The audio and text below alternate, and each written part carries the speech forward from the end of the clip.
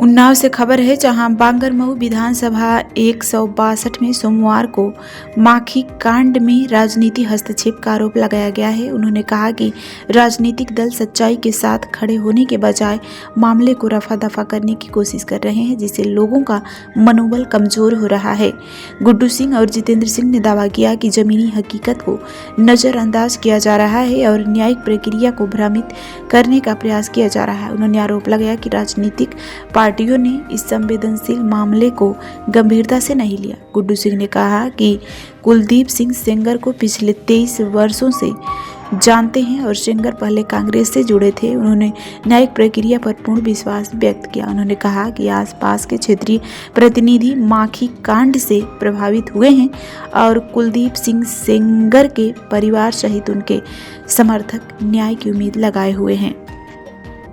उत्तर प्रदेश के जनपद उन्नाव की आज हम बात करेंगे कुलदीप सिंह सेंगर की, जहां पे 16 ब्लॉक 6 तहसील में एक चर्चित विधानसभा रही है बांगरमऊ 162, जहां साल 2017 में कुलदीप सिंह सेंगर को विधायक के रूप में चुना गया और सीट भी हासिल की, भाजपा से विधायक भी रहे।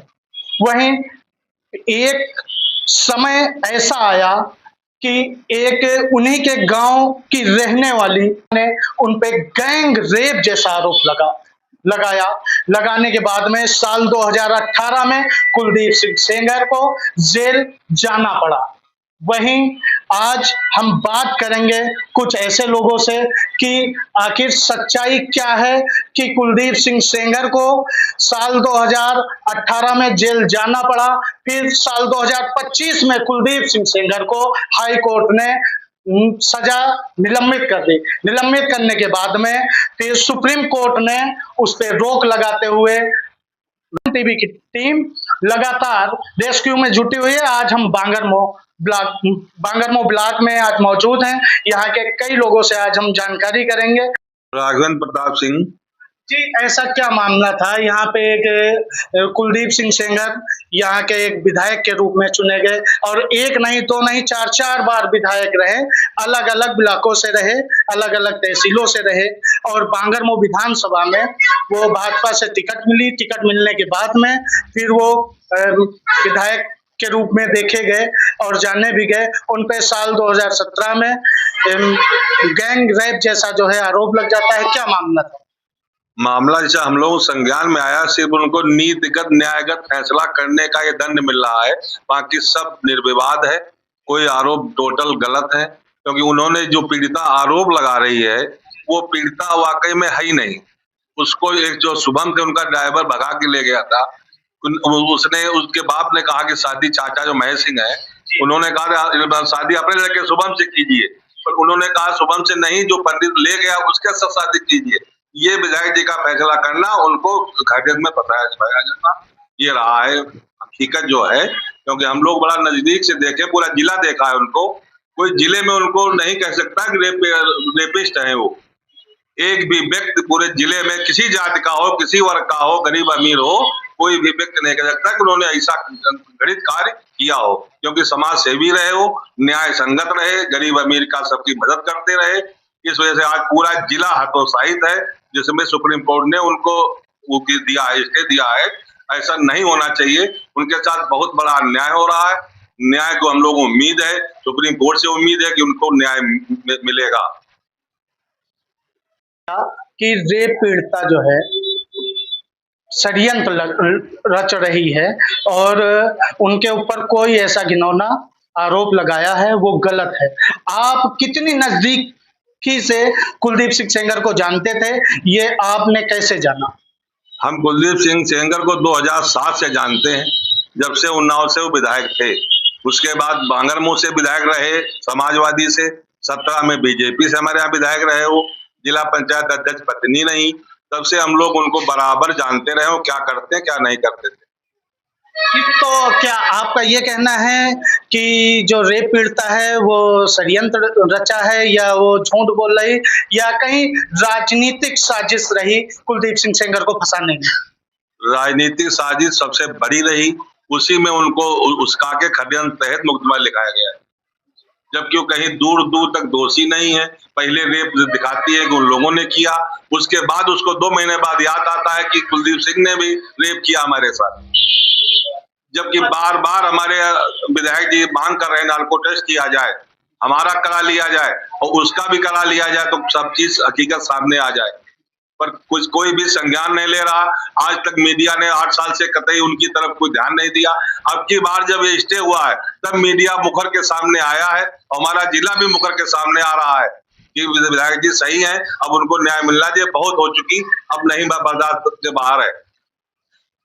ये जो नार्को टेस्ट वाली आप बात बता रहे हैं, तो ये कुलदीप सिंह सेंगर की बड़ी बिटिया ऐश्वर्या सेंगर ने भी कहा है कि यदि मेरे पिता को नार्को टेस्ट करवा जाए, अगर दोषी माने जाते हैं तो उनको फांसी सुना दी है, हमको उसमें कोई भी समस्या नहीं होगी। लेकिन अभी आपने जैसे कहा कि नार्को टेस्ट होना चाहिए, लेकिन पीड़ित जो है वो लगातार मना कर रही हैं कि हम नार्को टेस्ट नहीं करवाएंगे। ये तो किसी ने अगर करवाया हो नार्को टेस्ट तो हम करवाने के लिए राजी हैं। इस पे क्या आप? इस वजह से इनको किया कहा जा रहा है क्योंकि हम लोगों के निगाह में विधायक जी उस दिन वहां थे नहीं। पीड़िता बार बार बयान बदली है, बार बार समय में बदला गया है, तो सच्चाई सामने कैसे आए जब कोर्ट भी नहीं मान रहा है, मीडिया भी नहीं मान रहा, देश नहीं मान रहा है, हमारा जिला तो जान रहा है विधायक जी हमारे निर्दोष है, पर देश नहीं मान रहा है। बाहर के लोग यही कहते हैं कुलदीप सिंह रेपिस्ट है, जबकि विधायक जी जब पकड़े गए थे उसके पहले ही उन्होंने कहा था कि नार्को टेस्ट करा लिया है, जो सजा हमको दी जाए हमको सब मंजूर है अगर हम दोषी पाए जाते हैं। चलिए, तो अभी और लोग सेंगर पे जो है महिला ने आरोप लगाया कि हमारे साथ में गैंगरेप किया गया है, क्या पूरा मामला ये है कि विधायक जी बिल्कुल निर्दोष हैं। उन्होंने ऐसा घिनौना काम वो कभी कर भी नहीं सकते हैं। महिला जो है पीड़िता बिल्कुल निर्विरोध आरोप लगा रही विधायक जी के ऊपर।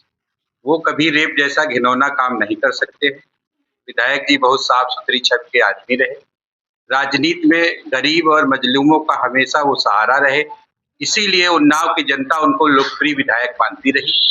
इसीलिए वो आज भी सभी के दिलों में कुलदीप सिंह सेंगर जिंदा है। चलिए, और लोग बैठे हैं। जितेंद्र सिंह जी आज हमारे साथ में है कि ऐसा क्या मामला है जो पूरे जनपद उन्नाव में जनता जो है कुलदीप सिंह सेंगर के फेवर में बातें कर रही है। अभी तक जो पीड़ित महिला थी तो उसके पक्ष में कुछ लोग बातें कर रहे थे, या बड़े बड़े लोग भी पीड़ित के उसमें रहे। तो आज जो है साल 2026 लग गया है, क्या आपका कहना है? विधायक जी की इतनी लोकप्रियता ही थी कि वो इतनी मदद करते थे गरीब अमीर की। कतई वो निर्दोष हैं, उनको गलत फंसाया जा रहा है। ये पीड़िता का परिवार खुद ही गैंगस्टर रहा है। जी, ये आपने बोला ये कि पीड़िता का परिवार गैंगस्टर रहा, ये आप कैसे जानते हैं? उस पर इतने मुकदमे लिखे हैं, 17 मुकदमे लिखे हैं। विधायक जी पर एक भी मुकदमा और इसके अलावा नहीं लिखा गया कभी।